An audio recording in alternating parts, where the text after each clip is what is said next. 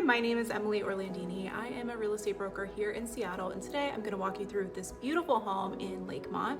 A couple of really cool things about it. Number one, it is in a cul-de-sac, so super quiet neighborhood, which is really great. Backyard is amazing, especially if you love to host. There's also a hot tub, which is really great. There's a double staircase. There's also a little arboretum off to the side, so lots of trees. Even on the hottest day, it is really cool. There's also Cooper Elementary nearby, which is number 2 in King County, and the home is just really beautiful. So I will stop talking and take you through it, but here we go. The home was built in 1991, so you have a much more traditional floor plan, but you also get things that are harder to find in some newer homes, like the mature landscaping, larger lot, and these really established neighborhoods.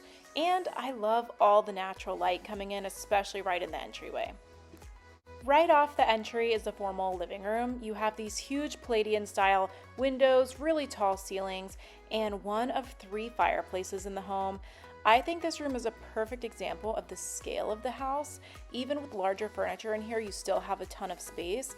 And because the living and dining spaces connect, this whole side of the house works really well if you entertain.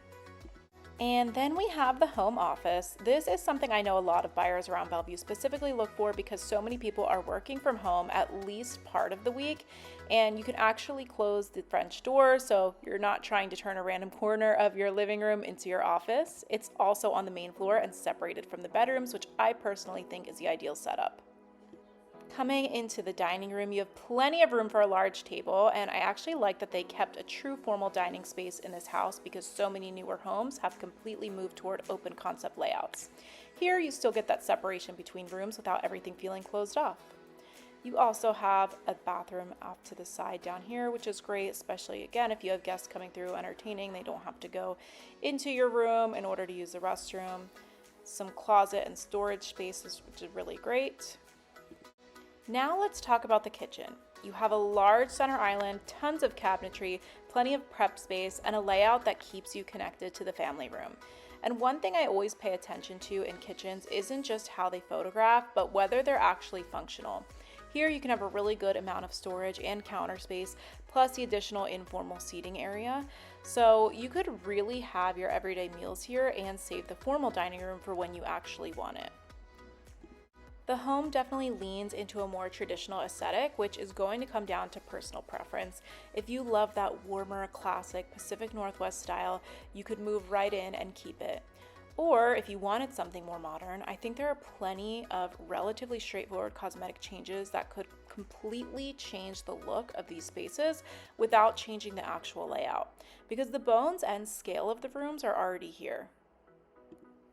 And this is the second living space, but this one feels much more like where you'd actually hang out every day. You have another fireplace, built-ins, and you're directly connected to the kitchen and casual dining area.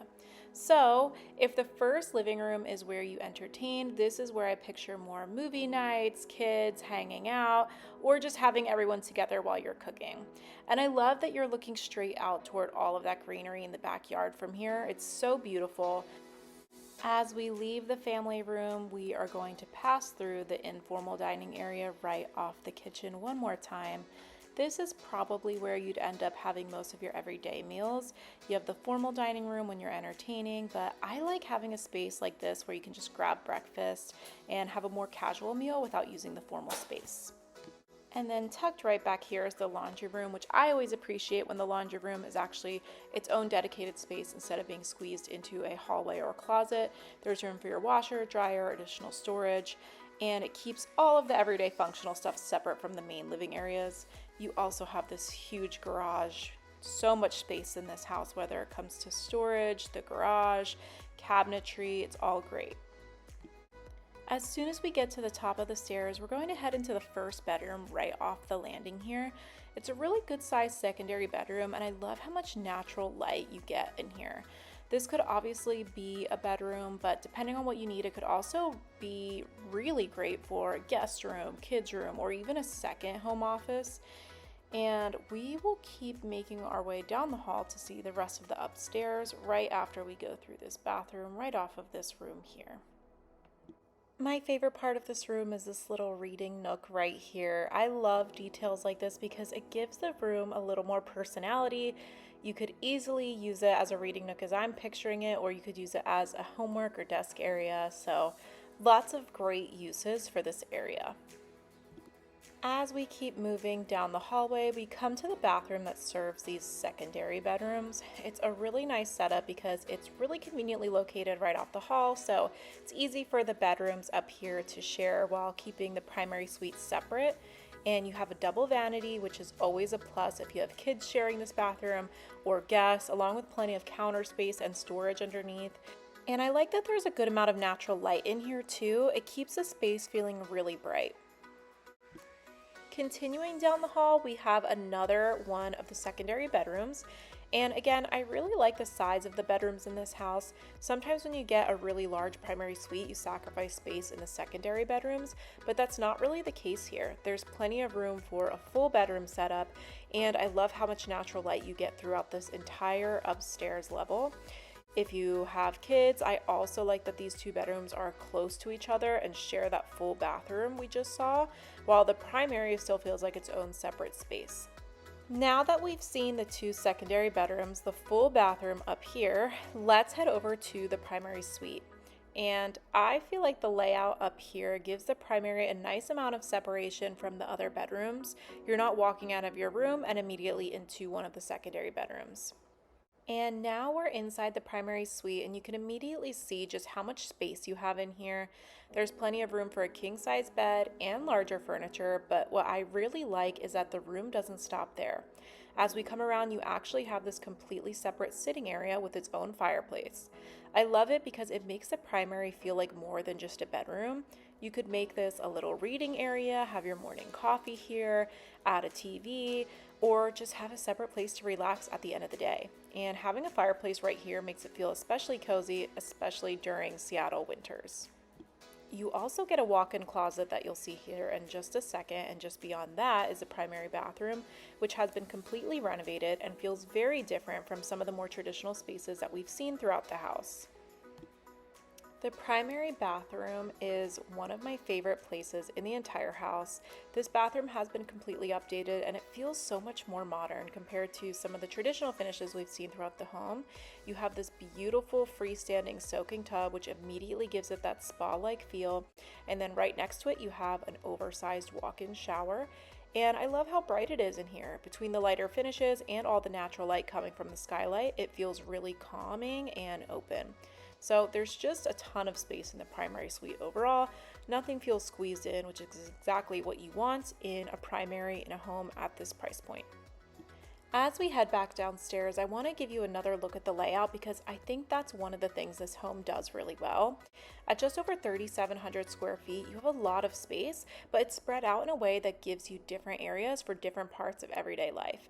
You have that formal living room and formal dining space at the front of the house, the more casual family room and eating area off the kitchen, a dedicated office, and then all the bedroom space we just saw upstairs. And of course, you have that separate suite we toured earlier, which gives you even more flexibility if you have guests, older kids, or family staying with you.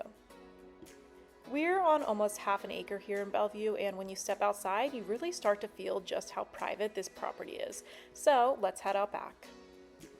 You have all of these mature trees surrounding the property, and when you're standing back here, you don't really feel like you're in the middle of Bellevue. It almost has that Pacific Northwest tucked away in the woods feeling while still being close to everything on the east side.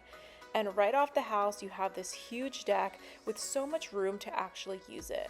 You could have a full outdoor dining setup out here, a separate seating area, your grill, and still have plenty of space left over. I could definitely see this being one of those houses where everyone ends up outside during the summer. I think sometimes a large lot sounds great on paper, but then you get outside and realize a lot of it isn't necessarily usable. Here you actually have multiple areas where you could entertain, have kids playing, have people over, or just spread out and enjoy the backyard. And I keep coming back to the privacy. When you're sitting in the hot tub or hanging out on the deck, you're not staring directly into another house or feeling like your neighbors are right on top of you.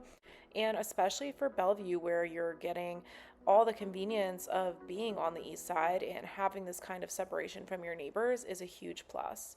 But there is actually another part of the property that you would probably never know was back there just from looking at the house. So let's keep going because it is tucked behind the main backyard, and it's what the owner calls their little arboretum. So now that we've seen almost the entire property, let's talk final verdict. For me, the biggest selling point of this home is a combination of space, privacy, and location. You're getting over 3,700 square feet, 4 bedrooms, multiple living spaces, a separate guest suite, and a 3-car garage and almost half an acre, all here in Bellevue. The interior definitely has a more traditional style, so depending on your taste, there are probably some areas you'd want to update over time. But personally, I always look at the things you can't easily change. You can update the kitchen, you can change the flooring, you can paint, but you can't create a larger lot, mature trees, this level of privacy, or location like this. And there's actually one more feature that really drives that point home, because here is the arboretum. And this is it. The owners have essentially created their own little arboretum back here, tucked here. It's super private. You immediately notice how different it feels from the rest of the yard, and you're completely surrounded by mature trees and greenery, and it feels like its own little escape. And there you have it. I'll catch you on the next one.